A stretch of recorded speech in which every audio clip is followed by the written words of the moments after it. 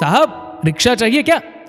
श्रीवास्तव जी अपनी पत्नी का हाथ थामे टहलते हुए पार्क के गेट से बाहर निकल ही रहे थे कि वहीं खड़े रिक्शा चालक ने उनसे पूछ लिया, भाई रिक्शा तो मैं ले लेता, लेकिन मुझे चलाना नहीं आता।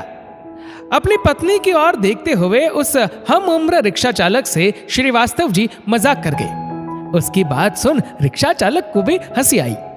नहीं साहब, मेरा मतलब था कि आपको कहीं जाना हो तो मैं छोड़ दूं। जाना तो है, लेकिन वापस छोड़ना यही होगा।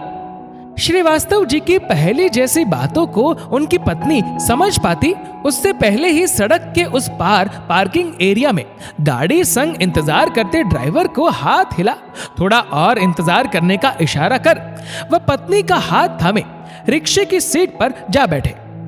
बताइए साहब, कहां जाना है? रिक्शा चालक ने रिक्शा आगे बढ़ा दिया। स्टेशन वाले हनुमान जी के दर्शन करवा दो। श्रीवास्तव जी के इतना कहते ही रिक्शा थोड़ा आगे बढ़ स्टेशन जाने वाली मुख्य सड़क की ओर मुड़ गया। पत्नी संग मुश्किल से रिक्शे की सीट में खुद को एडजस्ट करने की कोशिश करते हुए श्रीवास्तव जी ने उस रिक्शा चालक से यूं ही बातचीत की शुरुआत कर दी। दिन भर में कितना कमा लेते हो इस रिक्शे से? दिन भर में पेट भरने लायक कमाना भी अब मुश्किल होता है साहब, और अगर किसी दिन रिक्शे की मरम्मत करवानी पड़ी तो भूखे पेट सोने की नौबत आ जाती है। अपनी जिंदगी की जदोजहद से श्रीवास्तव जी को रूबरू कराते हुए रिक्शा चालक ने गमछे से माथे पर आया पसीना पोंछ लिया। लेकिन अब तो ई रिक्शा खूब चल रहा है, उसे चलाने में मेहनत भी कम है और कमाई ज्यादा। वह क्यों नहीं ले लेते? उसकी कीमत भी तो ज्यादा है ना साहब। पेट काट कर मैंने भी कुछ पैसे जोड़े हैं, लेकिन ई रिक्शा अभी सपना है। तुम्हारे लायक एक काम है हमारे पास, जिससे तुम्हारे इसी रिक्शे से ई रिक्शा वाला सपना सच होने में थोड़ी मदद हो जाएगी। करोगे? करेंगे साहब, क्यों नहीं करेंगे।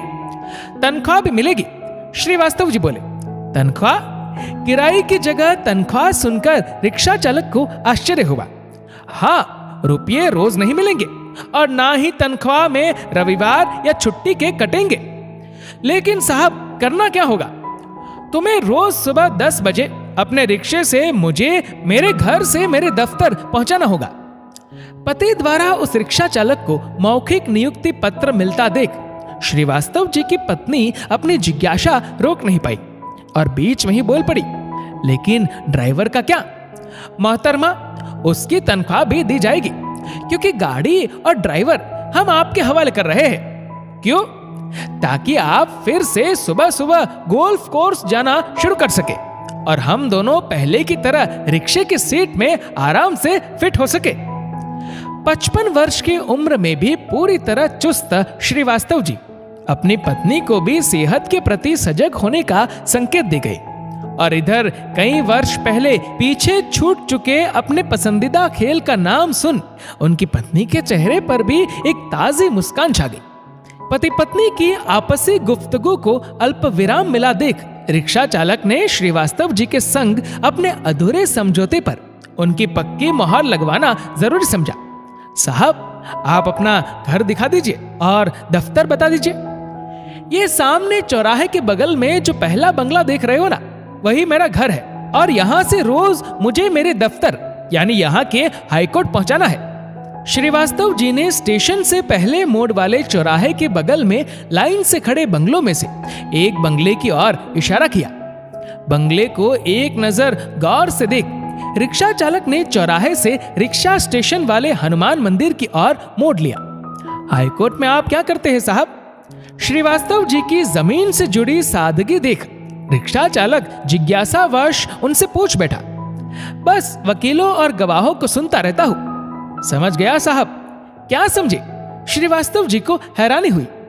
मेहनत के बदले तनख्वाह का फैसला करने के बावजूद आपने किसी के साथ अन्याय नहीं होने दिया। जरूर आप जज होंगे, है ना साहब?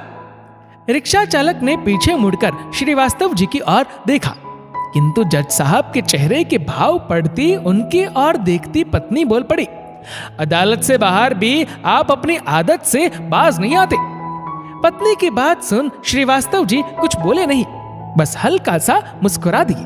दोस्तों, इस वीडियो को लेकर आपकी क्या राय है नीचे कमेंट करके जरूर बताएगा। और अगर आपको वीडियो अच्छा लगा हो तो इस वीडियो को लाइक करिएगा, शेयर करिएगा ज्यादा से ज्यादा लोगों तक, और ऐसे ही और भी इंस्पिरेशनल वीडियोस के लिए सब्सक्राइब करें हमारे यूट्यूब चैनल को और फेसबुक पर फॉलो करें हमारे पेज को। धन्यवाद।